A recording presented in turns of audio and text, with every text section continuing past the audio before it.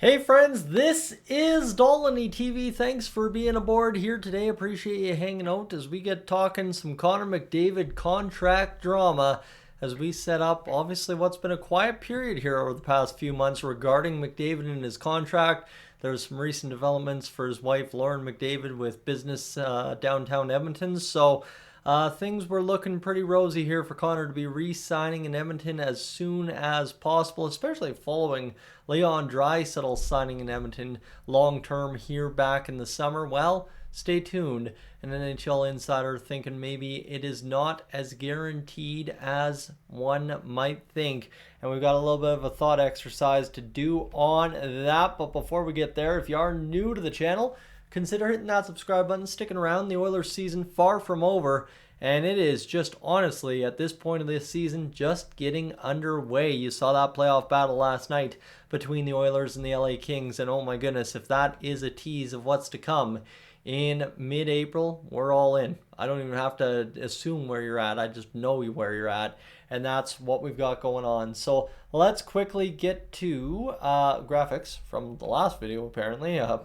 Hello. Let's go here to the offering from the sheet with Jeff Merrick today. Obviously, the new show out there available for your listening ears during the day. Well, a question to Greg Wyshynski,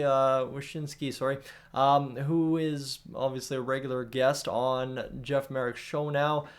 Could Connor McDavid leave the Edmonton Oilers at the end of his contract? Wyshynski went on to basically explain in the video kind of his feelings, where his beliefs are at, and kind of where the things might be trending for Connor McDavid and the Edmonton Oilers. And it is important. This is just, again, kind of preliminary discussion as most things usually are at this time of the year, but also here in Edmonton. Is anytime you start hearing the first little rumblings, you can never really take it seriously. Again, think back to the offer sheet stuff with Holloway and Broberg. Think back to Evander Kane. Even think back to when Evander Kane became a member of the Edmonton Oilers all those years ago. Kind of lead up to that, right? And then Kane re-signing, all that. There's a whole bunch of things.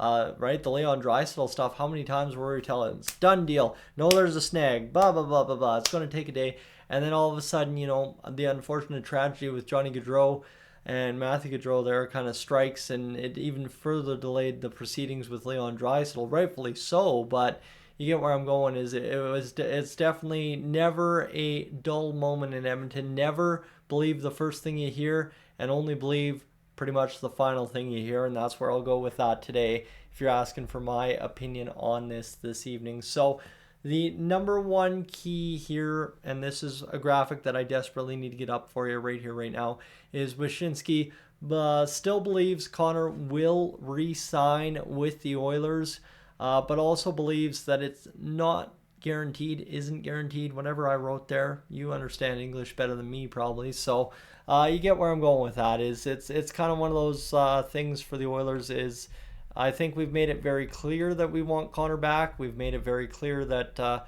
Connor wants to be a part of the Oilers moving forward as well, but that is where we get to the factors involved in what happens here, and Wyshynski believes there's two big things here that could play into Connor McDavid not re-signing, and they're the two visible things that kind of say, hold up a minute here, we can't guarantee it yet because there's two big factors. And one of the ones we know, the biggest factor overall, and what I will say to this extent, and this is a big part because everybody's talking about Draisaitl as the Hart Trophy favorite.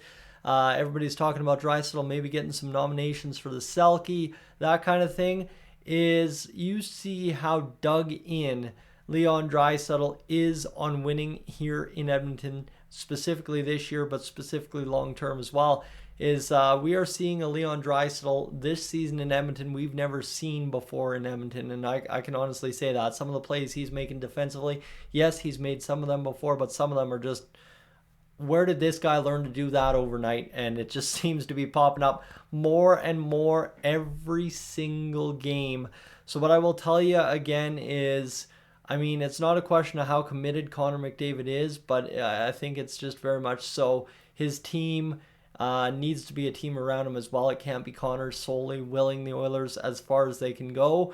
And you're starting to see that, right? There's a lot more contributions up and down the lineup in moments, specific moments in the game where maybe normally it would be Connor McDavid playing 24 minutes a night.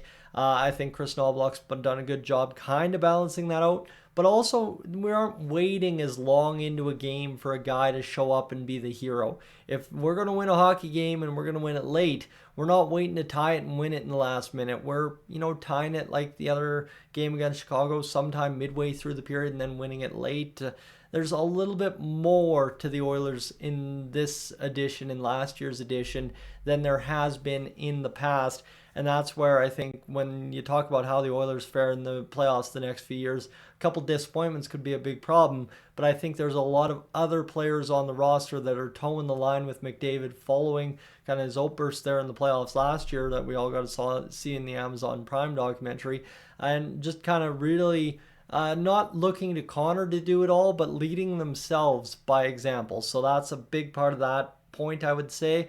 And the other side to Wyshynski's points are there's tons of teams, a couple of them out east, maybe Boston, maybe New York, that just when you look at their books and stuff and you look at how it could line up with Connor McDavid coming to sign his next contract, it could very well line up that somebody talks to somebody in McDavid's camp and ends up talking about, don't resign in Edmonton. We got tons of money for you. We got a cool situation here. Come over here. Now, is that enough to persuade Connor McDavid? Well, literally, this slide again. This is where I would go to nail it down. It's still very, very, very, very likely that Connor McDavid resigns in Edmonton and pretty much is an Edmonton Oiler for the length of his career, right? 19 plus years. But again, there is enough factors out there, and you know that it is a business at the end of the day. We know that Wayne Gretzky did not spend every dying minute of his NHL career in Edmonton. So again, there is always that possibility, which means it's not necessarily guaranteed. So I would encourage you to go over to, again, find this offering, the little video snippet from today's edition of The Sheet with Jeff Merrick. I would tell you to go check that out with Greg Wyshynski. Sorry, I'm struggling with that today. And definitely just kind of get the Cole's notes for yourself of what I'm explaining here. But definitely an interesting thing to see pop up alongside John Klingberg today. Obviously the Oilers as well, if you missed out, called up Noah Philp. So lots of news today, lots to get to, and we'll see what happens here as things transition towards, well, we got a 15-day break coming up here in about a span of 3 weeks. So we'll see what happens here as things heat up towards the NHL trade deadline. But for right now, friends, thanks for being aboard. Appreciate you hanging out with me here on a second edition on a Tuesday evening. For right now, though, I am up on, gone.